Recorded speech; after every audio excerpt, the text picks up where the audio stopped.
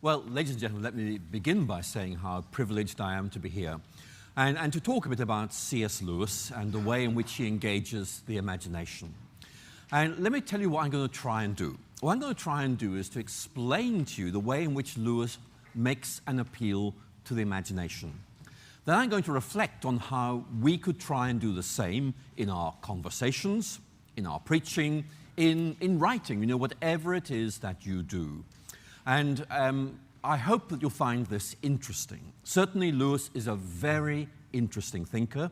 I'm going to begin by giving you a quote from C.S. Lewis. Then I'm going to give you a quote from Scripture, and we're going to start playing around with these and see where they take us.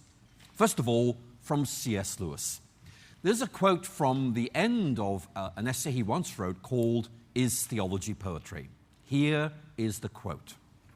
"I believe in Christianity as I believe that the sun has risen, not just because I see it, but because by it I see everything else." Now, I'll say it one more time. What I want you to do is try and get the picture in your mind and see what he's getting at. I believe in Christianity as I believe the sun has risen, not just because I see it, but because by it I see everything else. Now, hold that in your mind. Because what Lewis is saying is, look, when the sun comes up, you see the sun, but you also see everything else. And your ability to see everything else is a sign the sun is up. And one of the points that Lewis makes is this. Lewis says that the ability of the Christian faith to lighten up the landscape, to make sense of things, is itself a very powerful indication of its truth. And I'm going to explore that with you today. But let's put a biblical text alongside that. Let's look at Psalm 27, verse 1. "The Lord is my light and my salvation. Of whom shall I be afraid?" Think of that image. The Lord is my light. It is such a powerful image. It's saying God lights things up, our lives, certainly, but also things around us. We see things for the very first time. And Lewis really sees apologetics as seeing things from a Christian perspective and realizing how much sense the Christian way of looking at things actually makes. And he uses stories very much to help with this. If you think of Narnia, which many, of course, will see as being Lewis's best writings, then he does use stories in a very powerful way to engage the imagination. And once the imagination's opened up, then ideas can come in.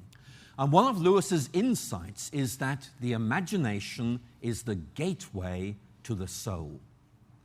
Now, some of you will say, well, look, can we just stop there because I'm worried about something. And I know what you're worried about, and I'm going to talk about it because I think what you're worried about is fair. What you're probably saying is, look, imagination, that's about making things up. That's about imagining things. I thought Christianity was about truth. Well, good point. But let me try and explain what Lewis is saying. What Lewis is saying is not that we invent our faith, not that we make things up, but that our faith has this ability to captivate our imaginations. Not just something we grasp with our reasons, but something that makes an appeal at a much deeper level as well. And what Lewis is saying is that the Christian faith, the Christian story, when rightly told, has the ability to captivate the imagination of our culture. In other words, people say, I can see that, I wish it was true. And then you can say to them, well, actually, I'm glad you said that because there are some very good reasons for thinking it is. So you see, the imagination makes people think. That makes them say, that sounds great. I wish it were true. And then you come in with reasoned argument. And what Lewis does is to bring together reason and imagination. I'm going to talk to you about some ways in which he does it. And the idea of story is really important. Let's take a biblical episode. This is from Luke's Gospel. You all know it very well. A man says to Jesus, "Who is my neighbor?" Now, what comes next? Does Jesus pick up a dictionary and say, right, well, on page 635 it says my neighbor is the person next to me? No. He tells a story. It's the parable of the Good Samaritan. And Lewis has read that, and Lewis obviously has thought about this, and he's realized that telling stories is A, very biblical, and B, very good at fleshing things out. And that's one of the reasons, I think, why Lewis's Narnia series has been so influential. So what I'm going to begin by doing is talking about Lewis on the imagination, and then show you how stories come into this. So let's begin by thinking about Lewis on the imagination. What Lewis is saying is that the Christian faith gives us a new way of seeing things. Now, I want you to hold that idea in your mind. Seeing things. Let's go back to that idea of light. The Lord is my light. It means things are lit up properly. We see them as they really are. We see the world as it is. We see ourselves as we really are when the light of the gospel shines on them. In other words, we strip away illusions. We realize we're sinners. We realize this world is really God's creation. Lewis is saying that in one way, the gospel enables us to see things clearly for the first time. Now, I think we can tweak that a little bit. Let's imagine a lens, okay, a lens.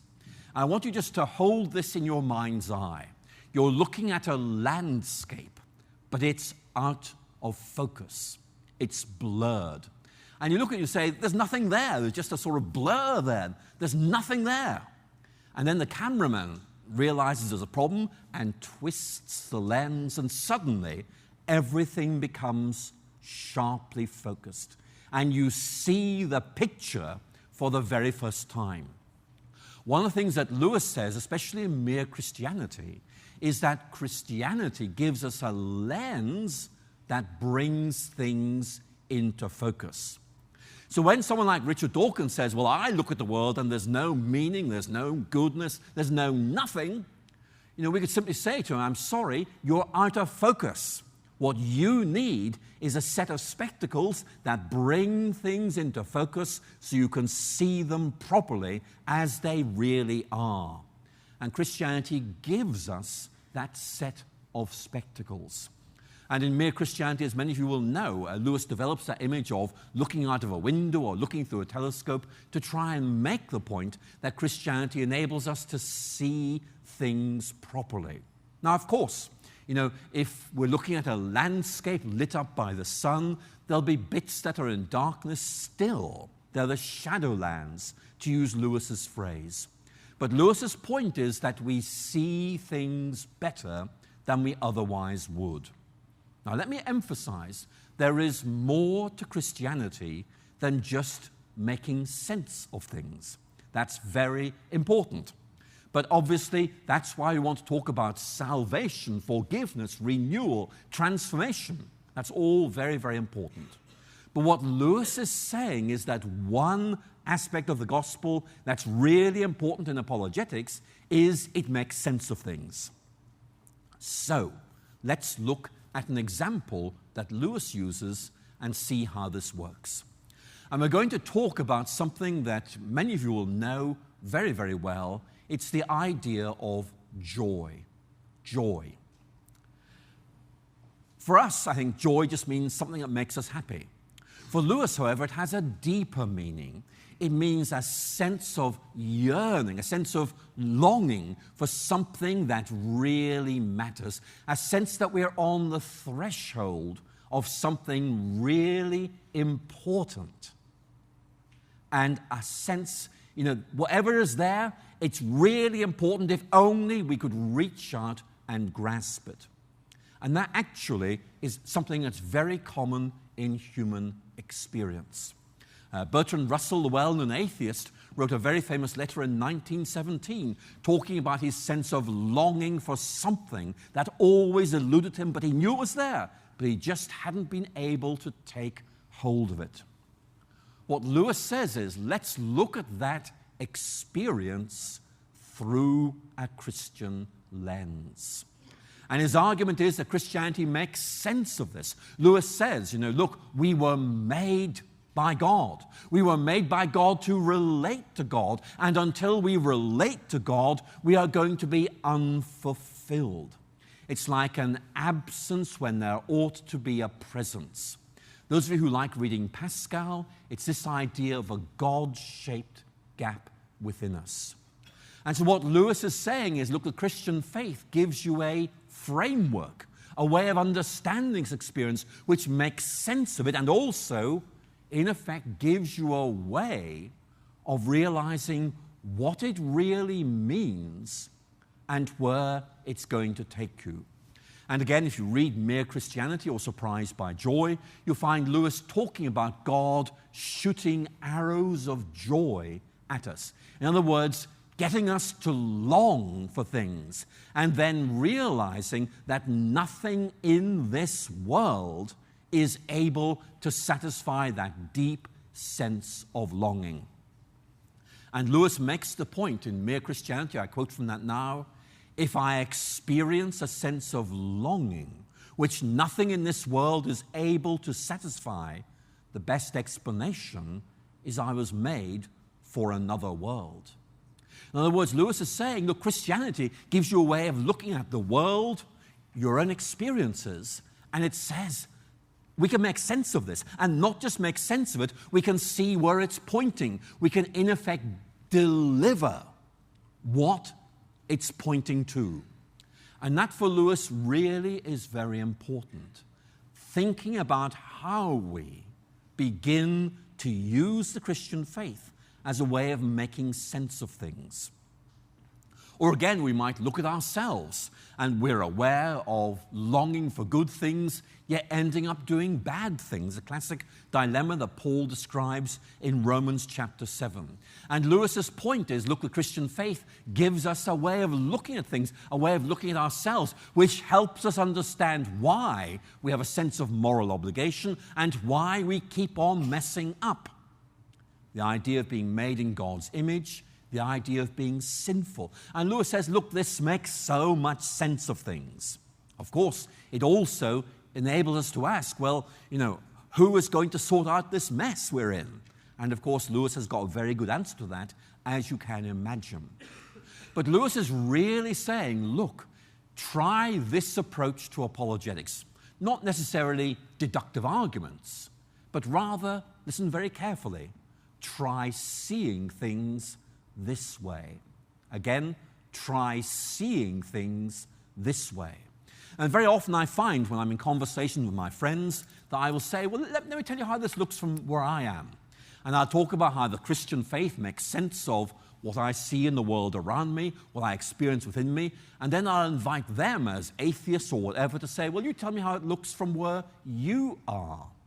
And what we're doing is, in effect, we're saying, let's see whose lens brings this into sharper focus. And I'm going to tell you, Christianity scores very highly on this indeed. So Lewis, in effect, is giving us a way of doing apologetics, which avoids what Lewis himself once described as a glib and shallow rationalism.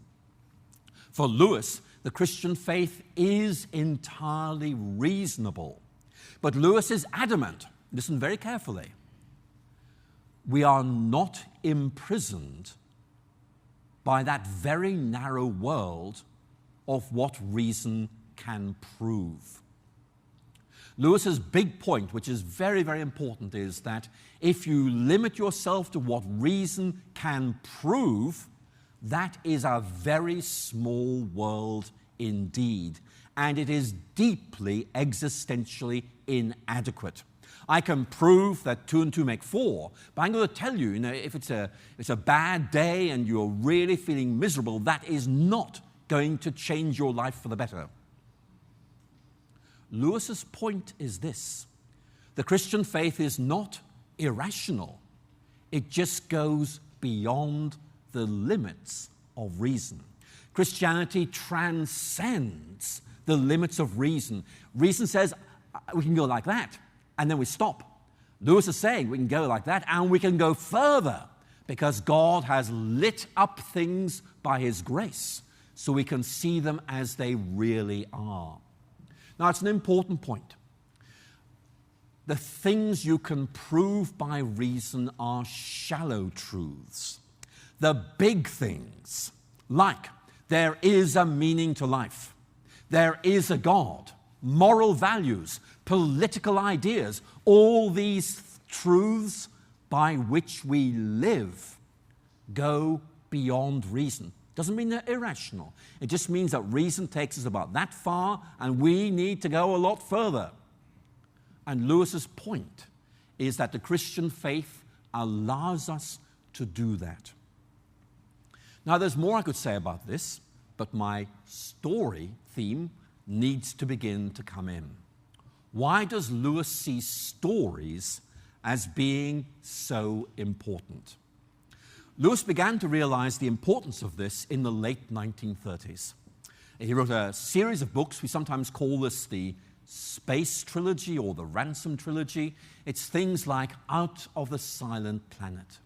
And these were stories that Lewis told because he realized that when you get into a story, you don't just enjoy the story, you begin to pick up on its ideas and values as well. And Lewis actually was reacting against H.G. Wells, who wrote things like the War of the Worlds, and those novels convey a very secularist worldview. And Lewis realized he could use the same genre, fiction, as a way of commending and communicating a very different way of thinking. And that's also what we find in Narnia. He's writing at a lower level for children, although I will tell you, as an adult, I rather enjoy reading them. But the point is, the story draws us in. Now, let's be very naughty. How many of you have bought Dan Brown's book, Inferno? I can see some hands twitching, but nobody wants to put them up. But you know, a while back, I read, or began to read, The Da Vinci Code. And let me tell you what happened to me when I read that. I thought, this is absolute rubbish. I wonder what happens on the next page. Oh, right, that's still absolute rubbish. What happens on the next page? And the story drew me in. Now, I wasn't persuaded. It's actually a very bad book, but it's very well written. And the point I want to make is this. Lewis realized you tell a good story and it draws people in. They begin to say, I wonder what happens next. Aslan, who's this? And they begin to linger. They begin to reflect. And Lewis's point, which I think is very important, is if you tell a good story, you have an audience who will listen, and the ideas you want to explore with them become embedded in their minds. And I think that's really important. Now, some of you will be saying, look, I'm not going to write books. I'm just saying to you, stories aren't necessarily things you write down. They're things you tell people. It's a bit like an analogy. It's a bit like Jesus' parables. And I think we need to appreciate how important those parables are. Because in many ways, what Jesus is doing is telling stories to make important points. Let's just look at three of them very, very briefly. The parable of the prodigal son. That's all about the grace of God who welcomes and embraces sinners. And I could talk to you in very abstract doctrinal terms about, the graciousness of God, human sin, God, in effect, forgiving us. And that's true, but it lacks the imaginative embrace of the parable of the prodigal son, which draws people in and, in effect, helps people realize what forgiveness feels like. It makes it real, if I can put it like that. And that's one of the great themes about the New Testament. It's not just that Christianity is true, it is real. And very often telling stories is a very powerful way of communicating that reality of faith. Or again, the parable of the pearl of great price. I often use this. It's a beautiful story of a merchant who knew a lot about precious things and then sees this pearl. And he realizes, until I own this, I will not be satisfied. This is the best. And if necessary, I sell everything else to have and to hold it. Very powerful story. And of course, the point is, that's what the gospel is like. When you embrace the gospel, you realize everything else actually is inadequate, that this is the one thing that's worth having. And that story is a great conversation opener, a great sermon opener. And I could give other examples. But the point I want to emphasize is this. Lewis tells us how important stories are. And in a moment, I'm going to look at how he uses Narnia. But I want to focus on you for a few minutes. How can you use stories? And I want to say that each of you has one very important story you can tell. And basically the story is you and God. Either how you discovered God, that'd be my story. Maybe yours might be how God has become more and more important to me as I've lived life and discovered how much I need God in those dark moments, how much God helped me make sense of things. Each of you could tell a story. And you may say, look, I'm not that good with words. I don't mind. The point is, it's authentic. It's you. And here is the really important point. This is the story of how God took hold of you and became part of your life. If I can put it very, very simply, again, not just true, but real, life-changing, life-transforming, life-giving. And each of you could tell that story. And we live in a cultural context in which stories are very much valued. What would you say if someone said to me, tell me why you believe in God? You could give them some arguments, but you can say, look, let me tell you my story. And you begin to tell them how you came to faith or what your faith means to you in everyday life. And you will get an audience. But let's move on to Lewis and Narnia. Why is Narnia so successful? Well, I'd want to say that it tells a very good story and it tells it very, very well. But we need to go deeper than that. Let me pick up a few themes. Here we go. First theme. The children in The Lion, the Witch, and the Wardrobe go through the wardrobe into this land called Narnia. And many of you know the scene very, very well. And as the novel develops, the children hear different stories about the origins and true nature of Narnia. It's the witch's domain. She's the true ruler. It's hers. It's really Aslan's realm. He's not here at the moment, but he's coming back. And when he comes back, everything's going to change. Now, see, those are two very different stories. And each of those stories communicates a framework of meaning, an understanding of what things are really like. And Lewis basically tells the story of how the children discover which story is to be trusted. Now let's transpose to our own situation. We live in a world of competing stories.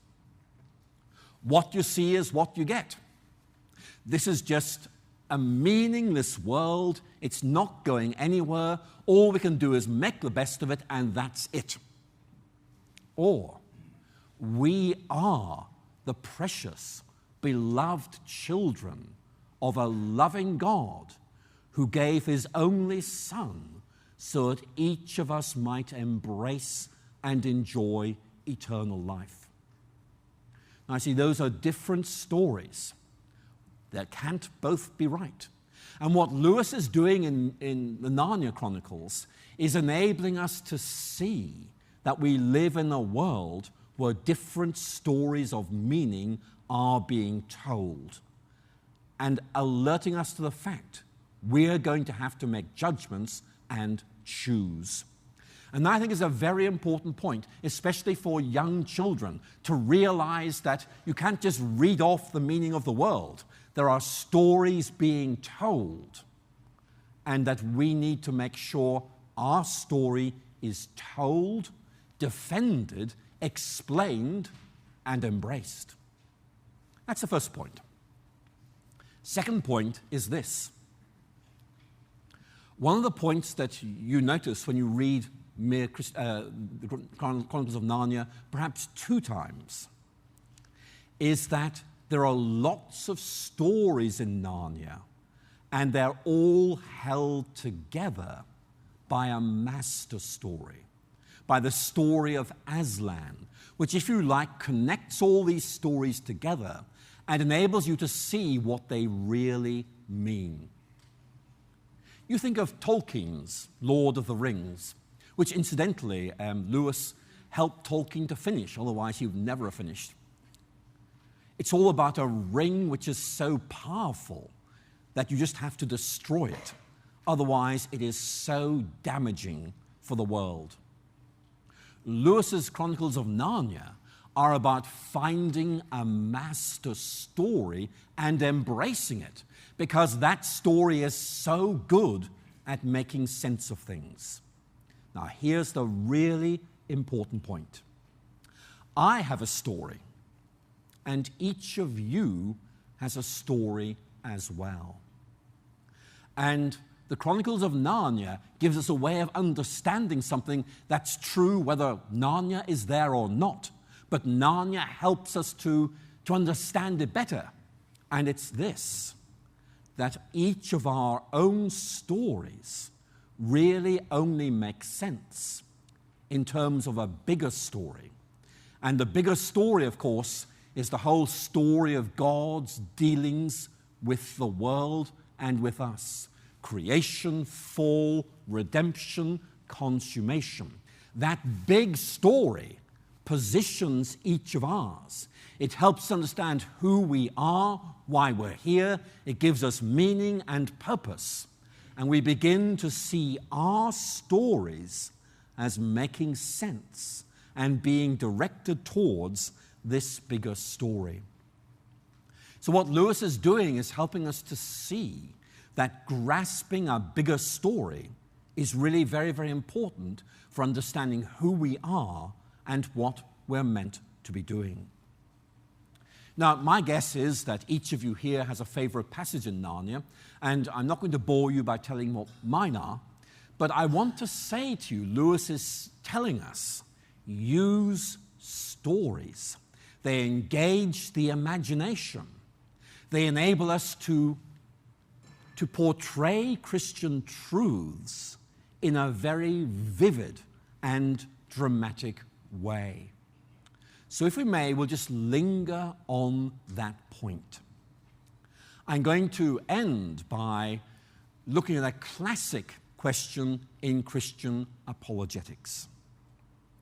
We're going to look at this argument, which you will find in Richard Dawkins and Christopher Hitchens and all the new atheists.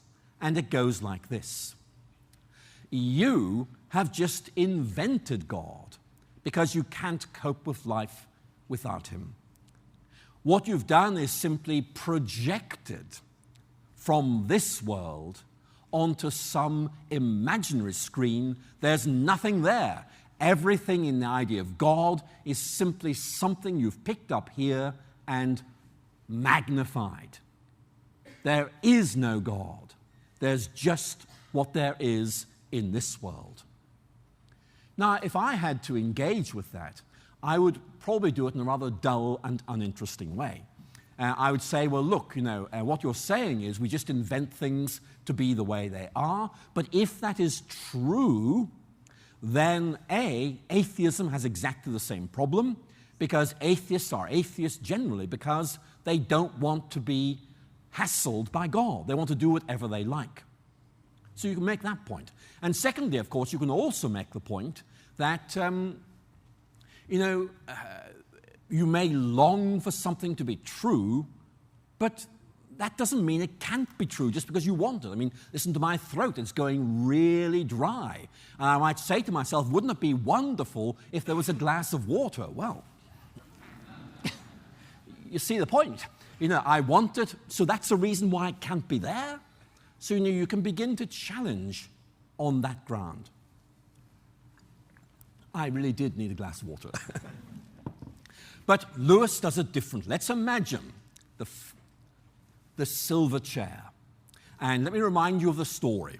There is this underground kingdom ruled by a witch.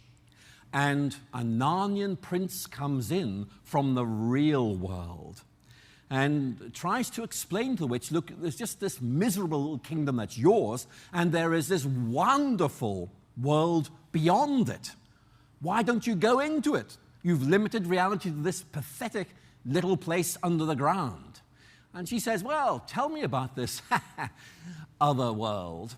And the Narnian prince says, well, look, there's a lamp in the ceiling. Well, in the real world, we've got a sun. And just like that lamp hangs from the ceiling, so the sun hangs in the sky. And the witch says, that's nonsense. How can the sun hang in this sky? You've just made the whole thing up. There's that lamp, and that's the only reality. And you've just invented this idea of the sun by looking at the lamp. Don't be so stupid.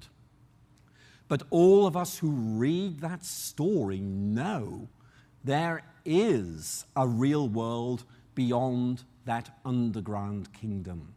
And so what seems like quite a sophisticated argument is subverted because we realize there really is a world beyond the cave, and this woman's argument sounds very sophisticated, but in reality, it's clearly wrong. I use an argument, Lewis tells a story. And I want to suggest to you the story actually probably works better. But by the grace of God, we have images, we have arguments, we have stories. And as I end, I simply want to make the point that C.S. Lewis uses all of those. For those of you who've read Lewis, think of Mere Christianity. Think of Narnia. Same ideas expressed argumentatively in Mere Christianity, expressed as a story in Narnia. It's great that there are two different approaches, and maybe it is that some people value argument more than story. And if so, that's great. But Lewis helps us to see we can use both. Thank you so much for listening.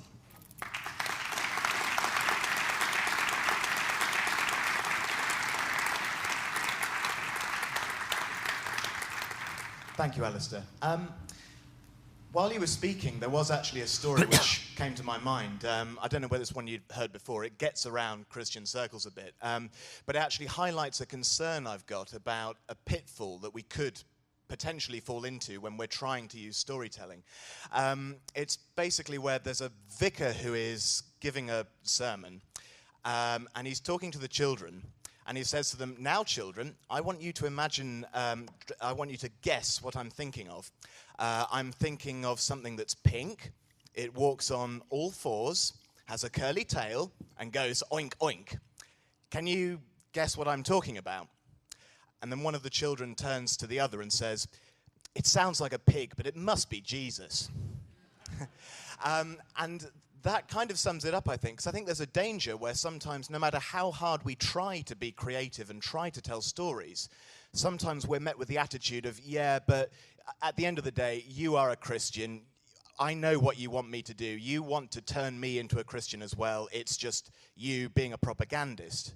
So I'm wondering what advice you would have, or maybe even Lewis had, about trying to avoid not just looking like propagandists, but actually being propagandists, so we don't cheapen the art of storytelling by just turning it into yet another tool to evangelize, but actually use it to its full extent. Yeah, that's a great question to begin with. Thank you very much indeed. And I know what you mean about the Sunday school stories. Whatever the question is, the answer is Jesus. I mean, that's quite good in one sense, but it has this sort of predictability about it. I think Lewis would acknowledge the importance of the point you're making. It's not so much propagandizing. In other words, trying to sell you a worldview, which personally I don't think is true, but I want you to believe it, because then you're under my control. That sort of thing. What Lewis is saying is that Christianity at heart is about goodness, truth, and beauty as they really are. And what I want to do is to share this with you because I've discovered this, and it has utterly changed everything. So Lewis, in many ways, for example, at the beginning of The Problem of Pain, he says, look, I wrote this book, and I did so as a former atheist who came to discover this stuff.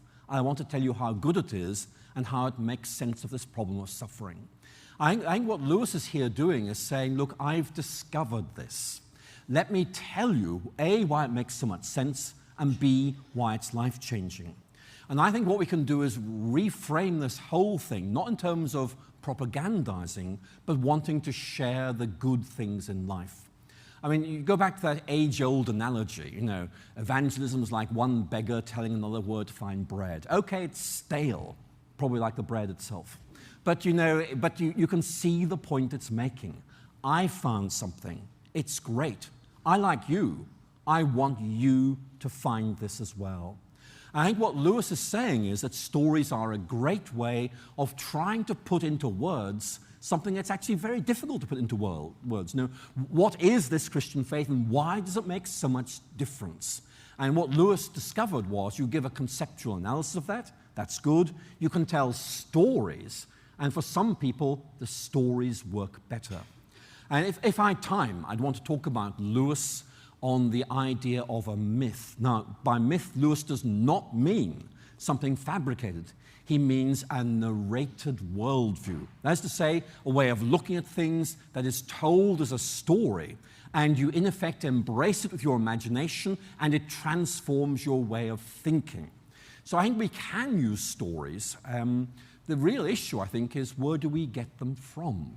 And I think Lewis helps us, both by giving us some, but also by reminding us that there's a certain sense in which we live in a story-shaped world, and we are storytelling people. And that's why, when someone gives an evangelistic talk, very often one of the high points would be where they say, let's get Frank to come forward and give us his personal testimony. And what Frank is going to do is tell his story. And people will listen to that probably more than they listen to the preacher, because this is authentic. This is Frank telling his story, and it's also Frank talking about how Christianity became real to him. So I think that your question is very, very good. We need to achieve a certain freshness about stories. We need to realize how important they are, but a story that's told again and again and again does lose its freshness. Stories are good. We need to keep looking out for ones that help us articulate and convey the Christian faith. Thank you. We have another question in the front, and then one row back, and then we'll have to move much further back, I think. One here to begin with. Hi. I just wondered whether, or to what extent you thought that in our culture is part of the problem that in our language we don't have different words for story. We, I don't know, perhaps because of our background now, we can't get the concept of myth, legend, fairy story, whatever. And when I'm talking to my kids, or if I was talking, doing RE or something, if I use the word story, they think made up. They don't necessarily think using imagination or whatever. So if you're talking about, I don't know, Father Christmas or something, and I deliberately avoided tooth fairies and, Easter bunnies and everything, because I didn't want my kids to get muddled up with, well, there are different kinds of story. We just happen to be stuck with this word in English, story. And I just wondered if you could talk into that, this problem of this definition and historicity. Yes, we have a definitional problem. I think we could think of story, legend, narrative, account, all of these things. And it's sometimes difficult to know quite what the right word is. And what I found is that very often I'll use a word and then I'll gloss it. I'm going to tell you the Christian story. Now, I don't mean something that's made up.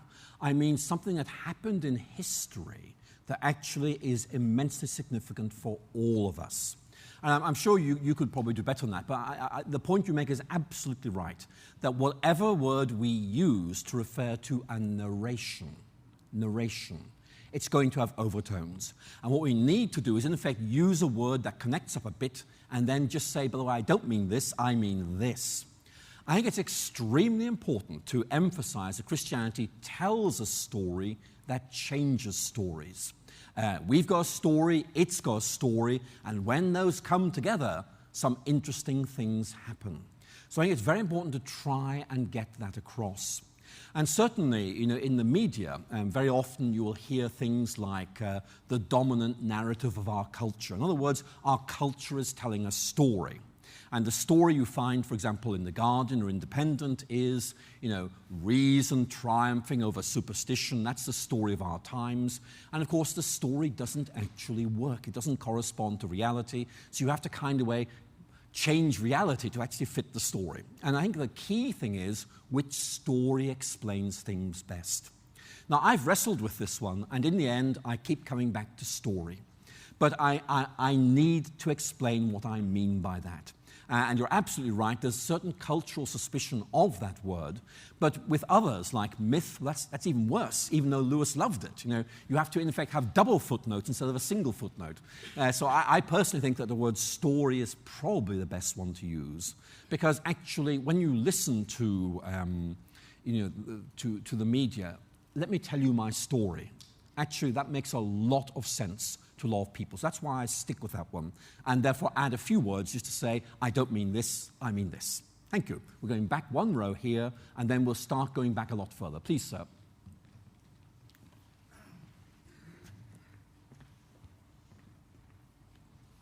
I bought your book this morning. I'll probably have the answer to my question and I read your book.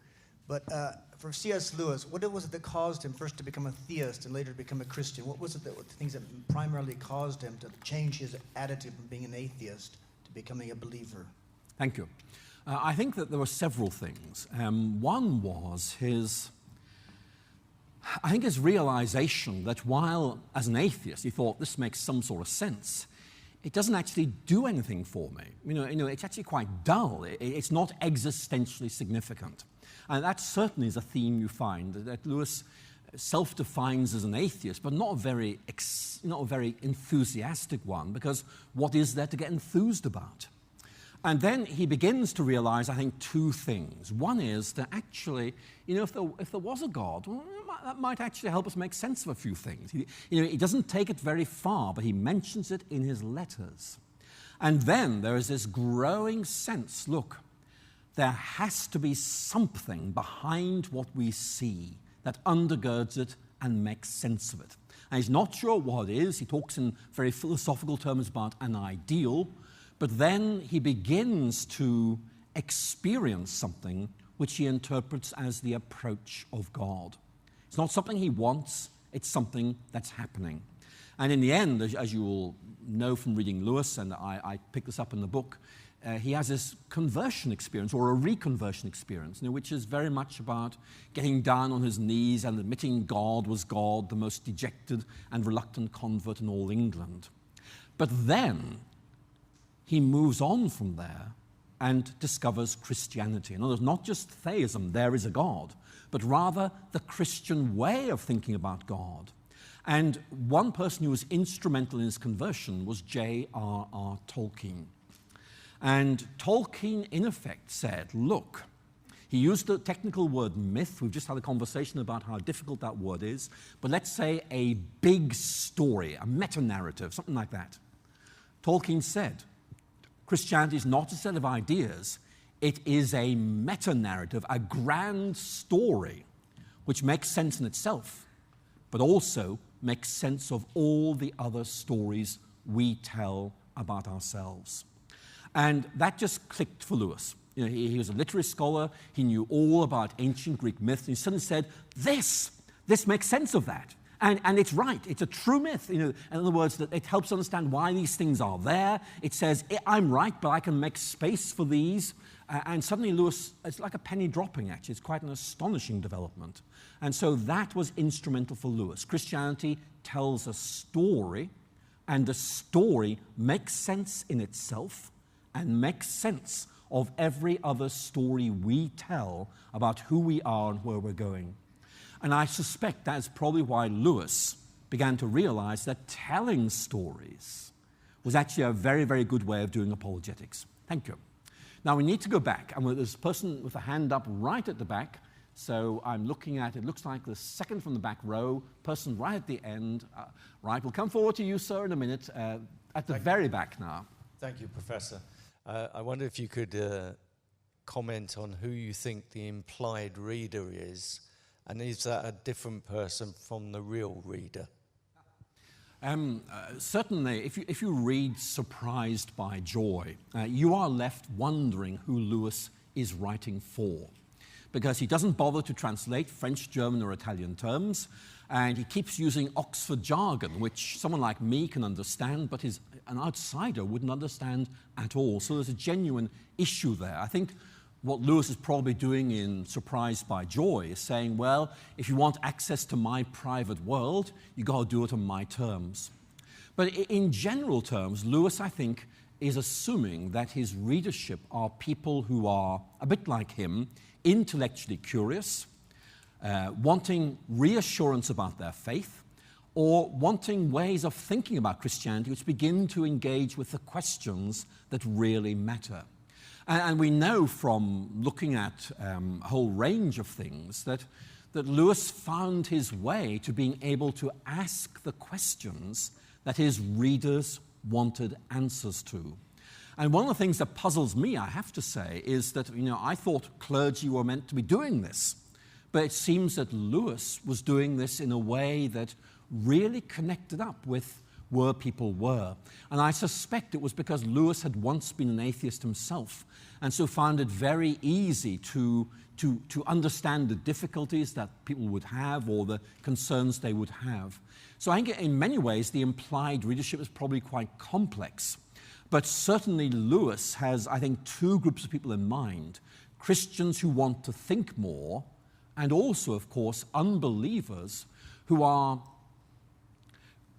perhaps settled in their way of thinking, but rather suspect reality is more complicated than that, and want to find a way of beginning to explore options without having to actually go near a church. I think Lewis actually is quite important, because mere Christianity has found its way into many households where the householders wouldn't actually go to church, at least to start with. Once they read mere Christianity, of course, things may move on from there. Thank you. Now we come forward to this gentleman on the ground bit here, far end of this row, okay, just over this way. He's standing up now very helpfully. He's walking towards you. He's taking the microphone. He's speaking. Thank you, Professor McGrath. My question's a bit cheeky. Do you have any plans to write a novel yourself? I think Lewis has done that rather well. I think for me, writing the biography was actually quite a moving experience, because I realized Lewis was much more complex as a person than I'd appreciated. And I think one of the things I'd say as a result of writing that biography is that I very much hope that people will read the biography, but I hope even more they will go and read Lewis, because I think having read my biography actually gives you a framework to make more sense of Lewis. But, Lewis has done this all very well indeed. But I will say your question is good, because although I don't think I'm cut out for this, Lewis reminds us that we need writers who can tell or retell the Christian story in ways that capture the imagination of our culture. You think Dan Brown, J.K. Rowling, Philip Pullman, they're all telling stories that sell very well. And inevitably you buy into the way of thinking they set out. We really do need Christian writers who can write brilliant stories which convey a Christian worldview. Lewis did it very, very well back in the 1950s. But we are a long way from there now, and we need someone, maybe somebody here today, who'll be able to say, right, I think I can do that again today. So if I've planted a seed in anybody's mind, that might be a good thing. Thank you. How are we doing? We're doing okay. I think we've got room for one, maybe two more questions. So Lewis and Tolkien were both Christians and Christian storytellers, but they seem to have a bit of a disagreement about how to tell the story. So Lewis really liked allegories, and Narnia is very allegorical, whereas in writing The Lord of the Rings, Tolkien was saying he didn't like allegory, he thought it was a bit tyrannical, and it's best to write a story which then gives the reader the freedom to read that. So going back to your sort of advice to people who want to write stories, would it be better maybe to use more of the Tolkien style? For example, there was this movie, The Matrix, in the 90s, and every CU meeting I went to was citing The Matrix to talk about that things are not quite what they are, that there's a hidden meaning. So just wanted to get your thoughts on that debate. Well, I mean, The Matrix is a great film, and I have to admit, I'm so locked in the past, I still refer to The Matrix when I try to make some of these points. However, you're right. If you look at The Lord of the Rings and you look at Narnia, they are rather different. And the difference is about more than just one being a children's story and one being more adult. It's deeper than that. Pauline Baynes, as you probably know, was an illustrator to both Lewis and Tolkien. And she preferred Tolkien. She said, look, Lewis's Christianity is very in your face. Tolkien's is much more subtle. And actually, I know what she means. When you read The Lord of the Rings, I mean, God's not mentioned. You know, there's nothing religious. I mean, you think about it, there's no religious, there's nothing happening we could describe as religious, really. But it's about good versus evil. It's about what is it that sustains virtue in a dark world. You know, it's about these big, what you might call meta questions, you know, really ultimate questions. And when you read Tolkien, or in fact, even when you see the movies, because the movies are very well made, you're left in no doubt there is an epic story being told. And we're caught up in this. And the big question really is what stands behind the story. I think my answer is there's room for both these approaches. I think that in one sense it is a difference of style, and I don't want to judge that. But I will say, from talking to non-Christian friends, that for many of them, Tolkien is more effective because he gives them space to ponder this without actually throwing the answer straight in their face. Lewis is a bit more direct, but sometimes people need much more direct answers. So I personally think there's room for both, but I know Tolkien's is more effective for a certain group of people. One more, and then we must end, I'm afraid. Here now. The microphone's coming your way. Sorry, just a quick one. I think the story telling is very powerful. I think we just need to remember whose story we're telling, and before we start telling that story, I think we need to make sure we're praying into the story that we're telling so that it's delivered in the right way to that person and that seed is sown and God is glorified. And I think, you know, we're talking about apologetics today. I think we must never give the impression that apologetics is simply about good techniques. You know, let's use this technique to answer this question. It's about reminding us that there are very good questions to the answers that are being asked of us. But also, as I hope I indicated in my opening talk this morning, we are dependent on the grace of God. And there's a sense in which, you know, very often when you have a conversation or you're writing something or you're planning something, you'll be saying, dear God, please give me strength and please give me wisdom. Because, you know, one of the questions sometimes will be, which story do I tell? What do I say that's going to connect up with this person? And frankly, I'm not absolutely sure, but I need your wisdom and strength to get this one right. So apologetics is about us doing our best, but realizing God does the rest. You know, and I think it's very important to make sure God really is brought into the whole apologetic enterprise. Thank you for that question. Thank you all for your questions, and I hope you enjoy the rest of the day.